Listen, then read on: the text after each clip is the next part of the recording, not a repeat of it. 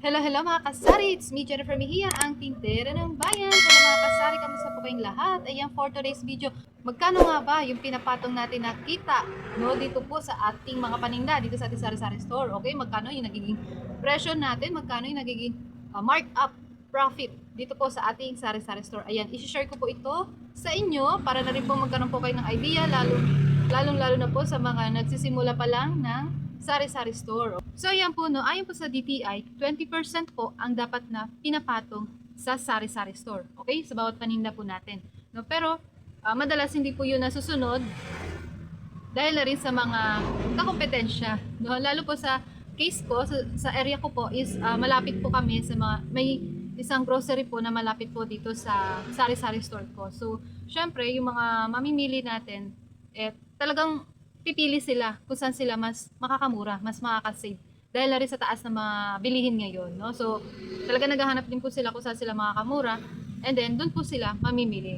Okay, so, dito ba sa case ko, hindi po lahat 20%. So, iba-iba po talaga. Sa alak, sigarilyo, 10% lang po yung patong po. And then sa noodles, ayan, 10% lang po dyan. Sa mga delata, 15%. Okay, dito po sa mga Alaska, 15% din po yan. Tsaka sa mga sa Shayna, yung mga condiments, yung mga toyo, suka, yan, 15% din po yung patong ko. So, ayan. And then, sa mga ganito po, yung mga baby oil, pulbos, 20% po yung patong ko dito. Okay, kasi hindi naman po siya fast-moving items. So, sa madaling salita, ang mga fast-moving items ko po, ang patong po is 10% to 15%. Okay, sa mga hindi naman po fast-moving, 20% na po yung patong ko. Okay? Tapos po sa soft drinks po, lumalabas na 25% po yung patong ko. Kasi, hindi na po kami gumagamit ng straw. Okay?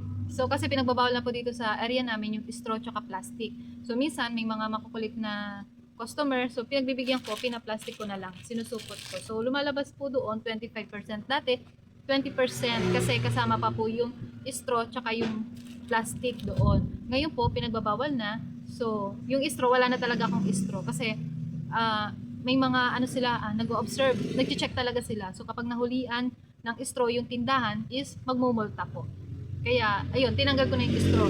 So, pero yung presyo ko po ng soft drinks, hindi ko na binabaan. Kasi, tumaas na rin yung kuryente. Kaya yun po, hindi ko na rin binabaan yung presyo ko sa mga soft drinks nung nawala po yung straw. Yung plastic, paminsan-minsan na lang. So, ganoon pa rin. Kasi, tumaas na yung kuryente, mataas na talaga. And then sa ice cream, ang suggested retail price po nila dito sa Creamline is 10%. Hindi ko po yung sinusunod kasi hindi kaya ng, yung consume ng kuryente. Tapos, hindi siya ganun kabenta. Minsan lang din, yun. Hindi naman siya masyadong mabenta. Hindi rin naman siya yung natutulog lang. No, tama lang. So, 20% po yung patong ko sa ice cream. Hindi ko po sinunod yung 10% nila kasi sobrang baba. Okay? And then, yung hindi ko sinunod, ito pong gardenia ko, ang suggested retail price po nila dyan is 10%. So, yun, sinusunod ko po yan. 10% po yung patong ko dito sa gardenia kasi mabenta siya. Tsaka yung ahente ko, masipag pumunta dito sa tindahan ko, pinapalitan niya kapag may naiiwan, pag may natitira. So, okay na sa akin yung 10%. So, yun po, no? Ganun po ako magpatong ng kita sa presyo ng aking mga paninda. Okay? Sa mga fast moving, lalo-lalo na po sa alak at sigarilyo, 10% lang po yung patong ko. Tsaka sa noodles, no? And then sa mga delata is 15%. Okay? Sa iba na yun, no? 15%. Yan yung mga shampoo, kape, 15%. No? So, doon lang po talaga ako nagte 10% sa alak, sigarilyo, tsaka noodles. Okay, sa egg, 15% po ang patong ko. And then sa mga hindi fast-moving items, like katulad ng mga ganito, baby oil, pulbos, ano pa yung meron?